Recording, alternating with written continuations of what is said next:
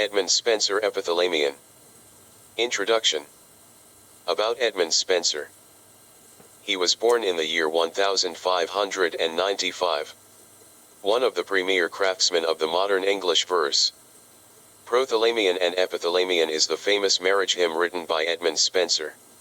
In 1594 he married Elizabeth Boyle. He died in the year 1599 because of poverty. Famous works written by Spenser. The Fairy Queen published in the year 1590. Amoretti published in the year 1595. The Shepherd's Calendar published in the year 1579. Epithalamion published in the year 1595. About Epithalamion. It was first published in the year 1595. Epithalamion is marriage hymn written on the wedding day of Edmund Spenser. Edmund Spenser wrote this ode which addresses her lady lover and bride, Elizabeth Boyle, in 1594. Epithalamion. Definition. Traditionally, Epithalamion derived from the Greek word, which means songs sung by crowds of wedding celebrants as they escorted the couple to the bridal chamber. This folk tradition eventually became a literary one, and several ancient Greek poets produced examples of epithalamia. Theme of Epithalamion.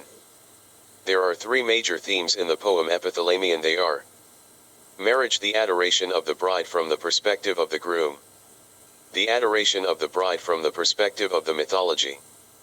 The frustration of unrequited love is a common theme in Elizabethan sonnets. However, the celebration of successful love is largely a deviation from the typical themes. But Spenser focuses on courtship and the power dynamic in successful relationship. Structure of Epithalamion. Epithalamion follows a rhyming scheme of above C, D def, except the 15th stanza. Epithalamion contains 24 stanzas, each with either 18 lines or 19 lines. The last stanza is an envoy, a short formal stanza which is appended to a poem by way of conclusion with 7 lines. Total number of lines, 433 lines. Epithalamion contains 24 stanza and 433 lines in the poem. There are 365 longer lines represents the year leading up to Spenser's wedding day. The poem day starts at the midnight of the day of the wedding. Every stanza narrates each hour of that day, eventually leading to the event and then to the consummation. The 24 stanza represents the 24 hours of the day, 365 longer lines represents every day in a year. Spenser's wedding is one day, the first 16 stanza are the daytime, and last 8 are the nighttime. The relationship with Boyle has been occurring for a year. Epithalamion summary. The first 2 stanzas narrates the ideas as follows. The groom calls upon the muses to inspire Spenser properly, so that he will sing the praises of his beloved bride, Elizabeth Boyle. The poet Edmund Spenser compares himself as Orpheus because Orpheus was a musician, poet and prophet in Greek mythology, sings song for his own bride. In the second stanza the poet now asks before the day break the groom urges the muses to lead to his beloved's bower, to awaken his bride. In this stanza the groom invokes another Greek classical god, and that is Hymen, god of marriage. He says that the god of marriage is already awake, so his bride too should arise.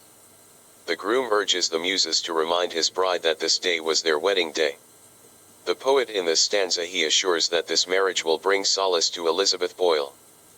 The third and fourth stanza narrates the ideas as follows. The groom instructs the muses to summon all the nymphs and they accompany towards the bridal chamber.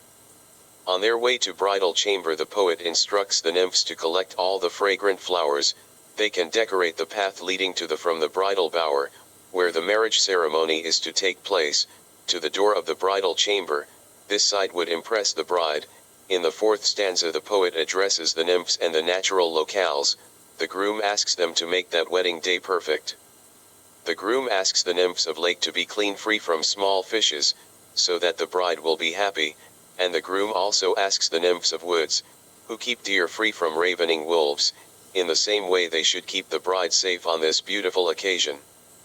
The 5th, 6th, and 7th stanza narrates the idea as follows. In the 5th stanza the poet by his description he clearly makes us to understand that it was early morning. Now the poet addresses the bride, he urges his lady love to wake up. Sunrise is long since gone and Phoebus the sun god is showing his glorious head. The mythical figures of rosy dawn, Tithonus, and Phoebus are here invoked to continue the classical motif of the ode. The groom insists that the song of the birds brings joy to his bride. In the 6th stanza the bride finally awakened and the poet compares her eyes to the sun with goodly beams / more bright than Hesperus. The poet compares that when his bride woke up it is compared with the second sunrise. Then the poet insists the handmaids of goddess Venus should help the bride to dress up for her on her wedding. In the 7th stanza the poet asks favor of the sun god that was his bride is now ready with the virgin attendants.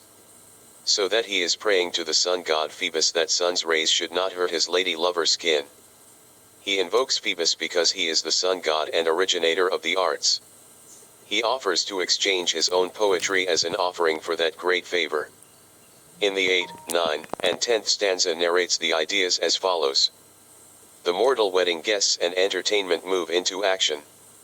The minstrels play their music and sing, while women play their musical instruments and they started to dance.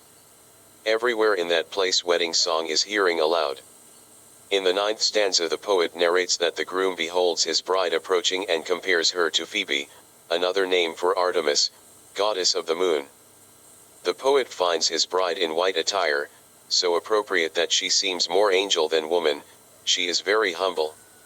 In the 10th stanza the groom asks women who see his bride if they have ever seen anyone so beautiful in their town before. He just speaks of all the virtues of the lady love, he describes her whole body. The maids just admire the beauty of the bride.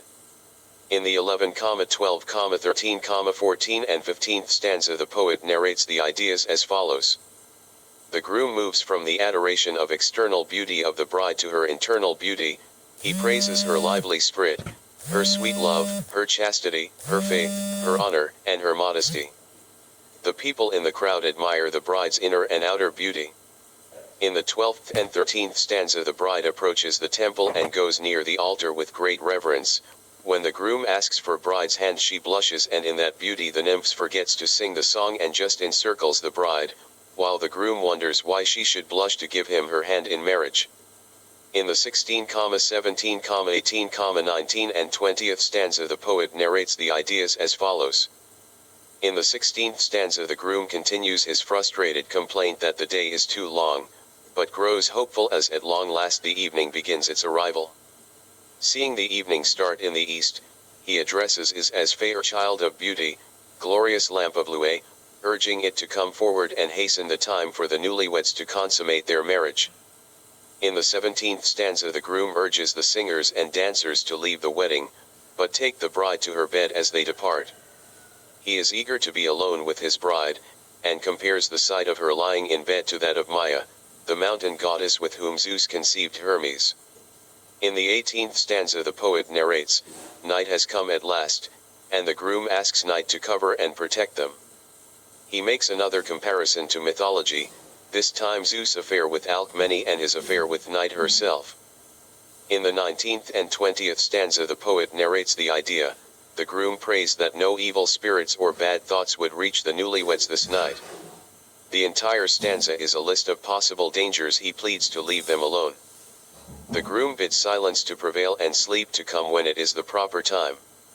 Until then, he encourages the 100 little winged loos to fly about the bed. These tiny cupids are to enjoy themselves as much as possible until daybreak.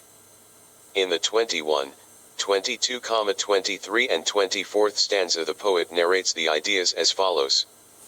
The groom notices Cynthia, the moon, peering through his window and prays to her for a favorable wedding night. He specifically asks that she make his bride's chaste womb fertile this night. The groom adds more deities to his list of patron. He asks Juno, wife of Zeus and goddess of marriage, to make their union strong and sacred, then turns her attention toward making it fruitful. So, too, he asks Hebe and Hymen to do the same for them.